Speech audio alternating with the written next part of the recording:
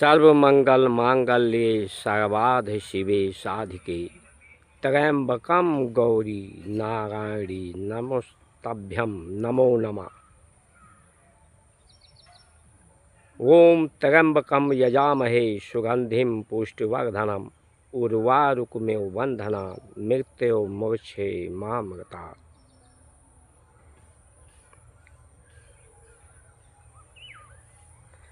कर्म अधीन विश्व रच राखा, जो जस कर्म कीन तस फल चाखा।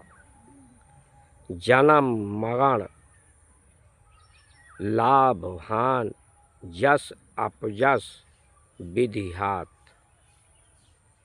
ये जो संकेत धर्म ग्रंथों में सदग्रंथों में दिए गए हैं, ये संकेत जब कर्म में आता है, कर्म से आचरण में आता है, आदत में आता है,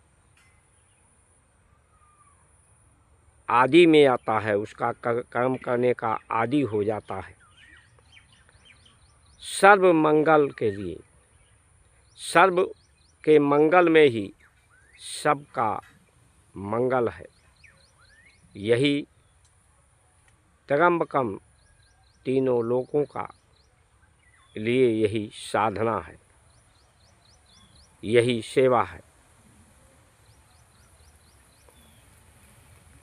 जो परम शक्ति है, परम शक्ति ब्रह्म में है, ब्रह्मांड में है। वो शक्ति वहीं केंद्रित है। उस तरह से ही मनुष्य के भी शरीर में जो ब्रह्मांड है, जहाँ शिखा होते हैं, सर का ऊपरी हिस्सा, वहीं ब्रह्मांड में ही जब प्राण की गति नीचे से ऊपर अष्टांग योग, ध्यान, धारणा, समाधि, आसन, प्राणायाम के माध्यम से, यम नियम के माध्यम से, संयम के माध्यम से, तो जब केंद्र में ब्रह्मांड में वो चेतना प्राण शक्ति केंद्रित होती है, तो परम शक्ति, क्योंकि परमात्मा जो सत्य में जयते है, वो सत्य एक शक्ति है। उस शक्ति से वो संसार की सृष्टि करता है, लेकिन कर्ता भाव के कर्ता को यज्ञ कर देता है, यजन कर देता है, स्वाहा कर देता है कर्ता भाव के। उसमें कर्तापन का अहंकार नहीं है कि सृष्टि की रचना हमने की है, उस पर अधिकार नहीं जमाता। उसी तरह से मनुष्य को भी अपने कर्मों को स्वाहा कर देना चाहिए, यजन कर देना चाहिए कर्ता भाव के अहंकार को। क्योंकि जो कर्म हो रहा है, जन्म मरण जस अपजस लाभ हान, जितने भी कर्म हो रहे हैं, वो विधाता के कर्मों के प्राण शक्ति के गति के कारण और ये सबके जीवन में घटित हो रहे हैं। इसमें किसी का कोई हस्तक्षेप नहीं हो सकता। इसलिए अनुशासन की अनुशंसा की गई है कि लोग अपने स्वयं के इंद्रियों पर शासन करें, इंद्रिय संयम। क्योंकि इंद्रियां उस सत्य को, बच्चा पैदा होता है तो जिज्ञासा को लेके होता है। उस जिज्ञासा की शांति जब वो परम शक्ति को, संपूर्णता को से जुड़ जाता है, संपूर्णता को जान लेता है, और जो उस परम सत्य से जुड़कर उसे जान लेता है, वो शब्दों के माध्यम से व्यक्त नहीं कर सकता। आचरण में वो सत्य आता है। क्योंकि व्यक्ति की जब मृत्यु होना होता है, स्वाभाविक मृत्यु, तो आवाज़ जाता है। इंद्रियों के सभी कर्म बंद हो जाते हैं। भूख लगना, प्यास लगना, उसके बाद आँखों से नहीं दिखता है, कानों से नहीं सुनाई पड़ता है, अंतिम में वाणी भी मुख से नहीं निकलती है। जब इंद्रियों के सभी कर्म विश्राम होते हैं तब मृत्यु का जो अवस्था होता है उस सत्य को समझने की अवस्था होती है, अंतिम सत्य को समझने का अवसर। लेकिन उस अवसर को वो व्यक्त नहीं कर सकता, संसार के लोगों को बता नहीं सकता। इसी तरह से व्यक्ति जब रोता है तब भी वो आवाज़ नहीं निकलता, जब हंसता है ठास मारकर तब भी वो आवाज़ नहीं निकलता। इसलिए सच्चिदानंद जब आनंद होता है तब भी व्यक्त नहीं कर सकता उस आनंद को। करुणा निधान जब दुख होता है तब भी, दुख में जब रोता है तब भी शब्द से व्याख्या नहीं कर सकता, लेकिन वो आचरण में संकेतों से दिखाई पड़ता है।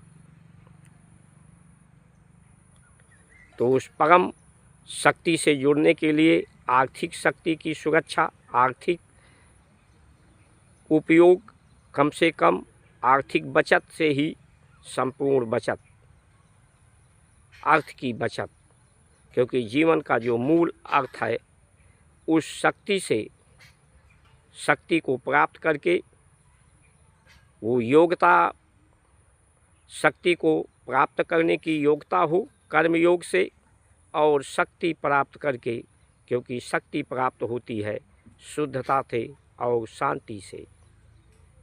इंद्रियों के जब कर्म की गति शांति होती है, स्थिर होती है, शुद्ध होती है, शुद्ध आहार, व्यवहार, विचार, कर्म होते हैं,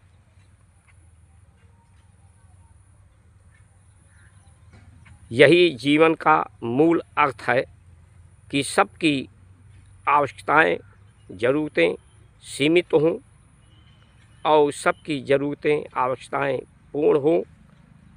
सबकी ज़रूरतें, आवश्यकताएं पूर्ण हो कर के सब संतुष्ट हों, पुष्ट हों, और सबका संतुष्ट हो कर के ही, संतुष्ट करके ही सबके विश्वास को जीता जाए। यही धर्म की जय है, विश्वास को जीतना, इंद्रियों को जीतना।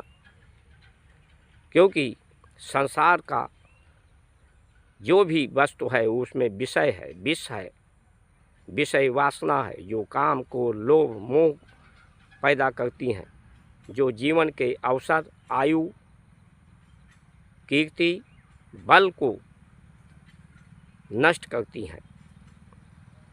इसलिए सीमित प्रयोग करने की, क्योंकि जो जिज्ञासा असीम को जानने की है, असीम को सीम से, जो इंद्रियों की क्षमता सीमित है उससे नहीं जाना जा सकता, लेकिन सीमित प्रयोग करके पूरे संसार से जुड़ा जा सकता है, पूरे संसार को जोड़ा जा सकता है, उसके विश्वास को जीता जा सकता है, उसकी आवश्यकताएं पूरा करके उसे संतुष्ट किया जा सकता है।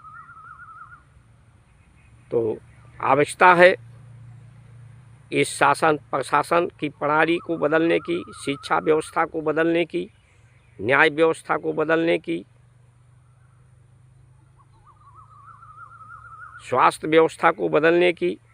ये जो संपूर्ण व्यवस्था है ये वीआईपी कल्चर के अधीन, विदेशियों नीति के अधीन, विदेशियों के लालच, जो हमारे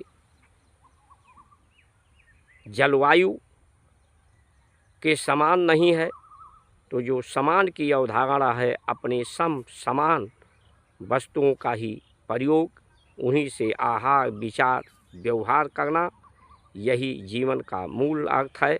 संतुष्ट पुष्ट जीवन से और सभी इच्छाएं पुष्ट होना, संपूर्ण जिज्ञासा की शांति होना। जय श्री राम।